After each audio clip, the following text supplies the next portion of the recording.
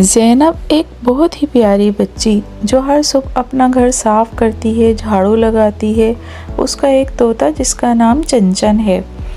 زینب چنچن سے کہتی ہے آج ہم باغ میں کھیلیں گے، ٹھیک ہے؟ چنچن اپنی چونچ سے زینب کے کندھے کو چھوتا ہے جیسے ہاں کر رہا ہو۔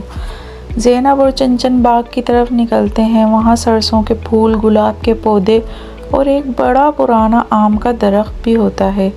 اچانک آسمان پر کالے بادل چھا جاتے ہیں، ہوائیں تیز ہو جاتی ہیں، پرندے درختوں میں چھپنے لگتے ہیں۔ زینب حیران ہو کر آسمان کو دیکھتی ہے۔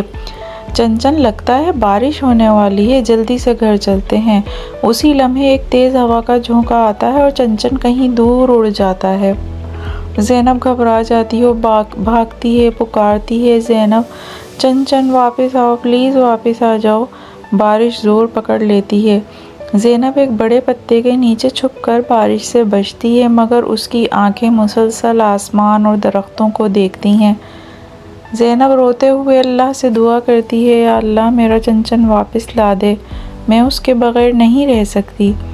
آسمان سے گرج کی آواز آتی ہے اور زینب سہم کر زمین پر بیٹھ جاتی ہے۔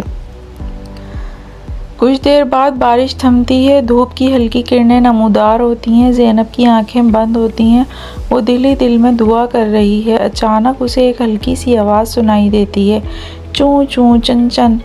زینب چونکہ بہت اس کو یاد کرتی ہے، وہ ایک دم اٹھتی ہے اور دیکھتی ہے چنچن گیلا مگر محفوظ ہے، آسمان سے اڑ کر واپس آ گیا ہے اور اس کے سامنے آ بیٹھا۔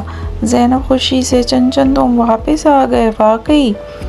زینب چنچن کو اپنے دوپٹے میں لپیٹ کر گھر لے جاتی ہے۔ سچی محبت کبھی دور نہیں ہوتی، اللہ ہر دعا سنتا ہے۔ زینب مسکرا کر چنچن کو دیکھتی ہے اور کہتی ہے، ہم کبھی الگ نہیں ہوں گے، وعدہ رہا۔ بارش کا پانی ابھی بھی چھت سے ٹپک رہا ہے، مگر اب ماحول میں سکون اور خوشی ہے۔ یہ کہانی ہمیں سبق سکھاتی ہے کہ محبت، دعا اور صبر میں بہت طاقت ہوتی ہے۔ اگر نیت اچھی ہو تو کھوئی ہوئی چیزیں بھی واپس ضرور ملتی ہیں۔